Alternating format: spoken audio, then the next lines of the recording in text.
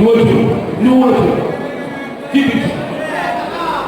నీకు ఏదైతుందో మత్స్య కార్మికులకు సత్య కార్మిక సహకార సంఘం సభ్యులు ముఖ్యంగా గన్నపూతులు మీ తర్వాత గుజరాత్ ఎక్కడ చెప్పలేదు. మీ చెరువులు కుంటలకు సంబంధించి ఎఫ్టీఏ నిర్ధారణ చేసి ఎఫ్టీఏలో ఆక్రమణ జరిగినా వాడు తొలగిపోయేసే బాధ్యత కూడా నాదే చెప్పాడు.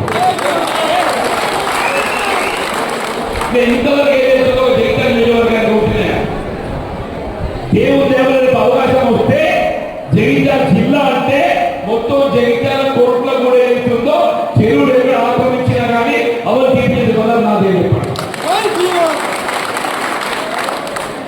మీకు ఆక్రమణతో పాటుగా ఇప్పుడు ఏదైతుందో ఈ చేప నాలుక మీద మనకు అవకాశం ఇస్తే మన మంచి ఇతరులు పట్టుకుంటాం. ఒక రైతు ఏదైతుందో ఏ విత్తనం పెట్టాలని చేపలు అయినటువంటి స్పీకర్కి ఉండాలి. సర్కారు అవుతున్నది పెట్టుకొని రైతు ఇస్తున్నది కానీ ఇస్తుందో వాడు ఆ నడి తరాలు ఇచ్చిన కన్నా వాడు అన్ని ఆ రాజకీయ పట్టుకొస్తున్నాడు.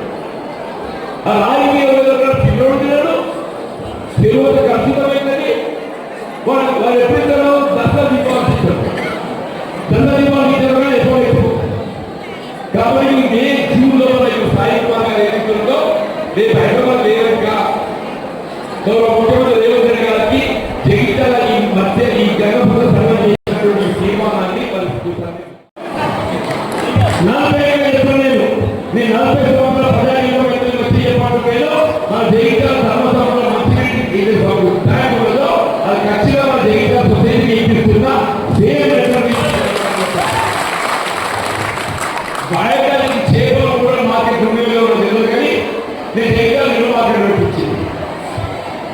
మన జగిత్యాల ఏదైతుందో ఇక్కడ ఈ మార్కెట్లో నష్టం కావాలని చెప్పంటే వస్తే కొత్త బస్సు ఎక్కడ పరిస్థితి పక్కన మున్సిపాలిటీ జాగా ఉంటే ఆ జాగా ఎక్కడ చేయించి అది చేప అమ్ముకోవడానికి ఏదైతే మార్కెట్ పెట్టించి మాన్యాన్ని ఇప్పుడు అమ్ముకోవాలి వీళ్ళు అమ్ముకుంటారు మార్కెట్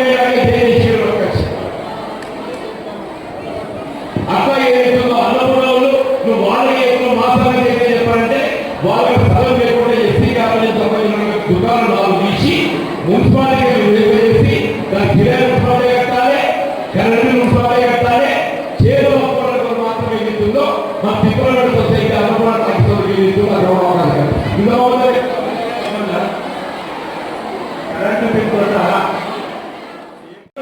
నాకు మీరెంతో వాళ్ళు కూడా అంతే. నేను ఇంట్లో మీ పాట పడవాడు కాదు 23 ఏళ్ళకైనా ఉన్నది చెప్పాలని అర్థం లేదు. మీ హక్కులు ఎంత కాపాడుతుందో వాళ్ళు నేను వాళ్ళకు కూడా నేను తోడ్పడతాం, వాళ్ళు కూడా ఉంటా చెప్పాడు. మీరు రిజర్వేషన్ మంచి కూడా కొంతవరకు ఒక విధమైనటువంటి యొక్క అపోహం ఏంటి వాస్తవం బీసీఏలో ముద్రాలు చేర్చినట్టయితే ఇంట్లో మనం పొందుతున్న హక్కులు వాళ్ళు పాల్గొనాలి.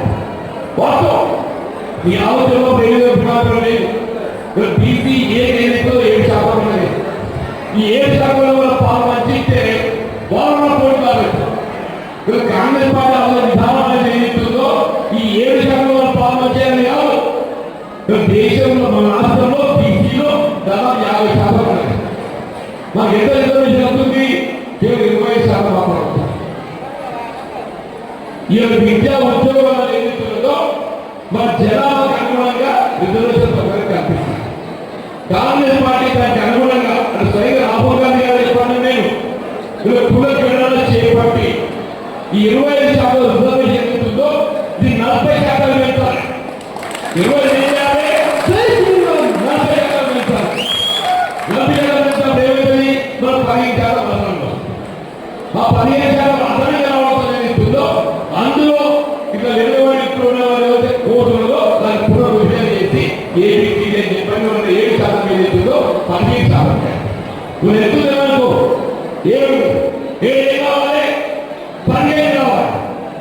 15 అయినప్పుడు ఏదైతుందో మనకి అదనంగా ఉంటుంది కదా. అప్పుడు ఏదైతుందో ఎవరైనా కొత్త వచ్చిన నష్టం లేదు. నువ్వు 7 కావాలి 10 వస్తే కొత్త వచ్చిన మనం కూడా అదనంగా వస్తాం. ఏ పరిస్థితుల్లో కూడా ఈ యుద్ధం పునరుద్ధరించే కానీ మరియు అతిథుల హక్కులను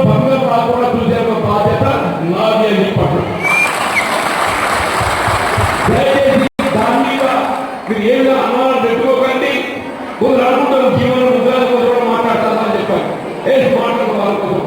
కానీ గంగపుత్రుల హక్కులను ఏ విధమైన భంగ పాటించకుండా మీకున్న హక్కులు మీకుండే విధంగా మీ రిజర్వేషన్ మీకుండే విధంగా అసలు కల్పించి వాళ్ళు కల్పిస్తే మనకు తెలుస్తుంది. దేవుడు కూడా చెప్తున్నారు, సీఎం చెప్తున్నాను, మొదటి హక్కు మనకే ఉంటుంది. మనం ఏం కాలం మనం ఏం వాడుతుంది మన దిగలుగా ఇంకో మన తరగతి తప్పైందే కాబట్టి ఏదైతుందో జగిత్యాల పట్టణం ఉంది. జగిత్యాల పట్టణం ఏదైతే మున్సిపాలిటీ ఇక్కడ ఈ రిజర్వాయర్ చెరువు ఏదైతుందో తాగునీటి కోసం ధర్మ సంవత్సరం మా అన్యాయం అందులో చేపలు పట్ట నీరు ఖచ్చితమైనది కాబట్టి పట్టాలు ఎదుర్కొంటున్నట్టు. ఇక్కడ నేనేస్తుందో మా మధ్య పరిశ్రమ కార్మిక సంఘంలో గంగపురం కాబట్టి ఈ చేపలు ఖచ్చితంగా ఎన్నో మంది వారంలో నీరు పేరుకుంటారు. ఎన్నో పడ్డారు వాళ్ళు పడతారు.